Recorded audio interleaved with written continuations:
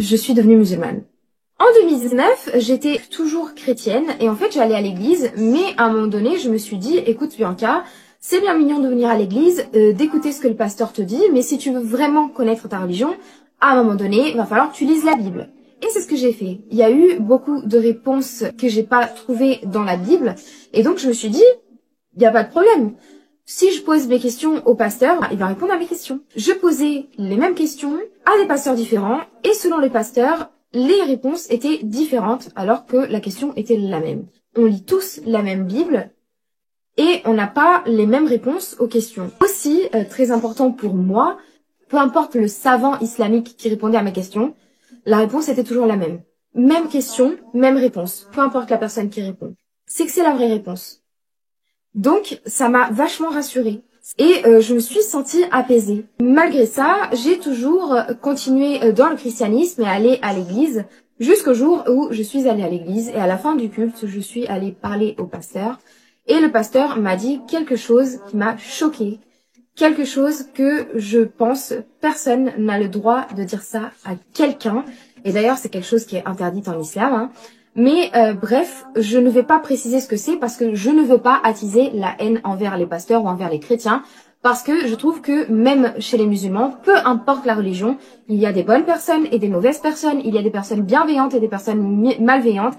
Il y a des personnes excessives, peu importe la religion. Donc, pour ne pas attiser la haine, je vais juste préciser que il m'a dit quelque chose qui m'a profondément choquée. Et à partir de ce moment-là, je me suis dit, écoute Bianca, je pense que là, c'est trop. Là, tu peux pas accepter ça. Et donc, j'ai arrêté d'aller à l'église. J'ai arrêté d'aller à l'église, mais je me suis toujours pas convertie à l'islam parce que je n'étais pas encore décidée.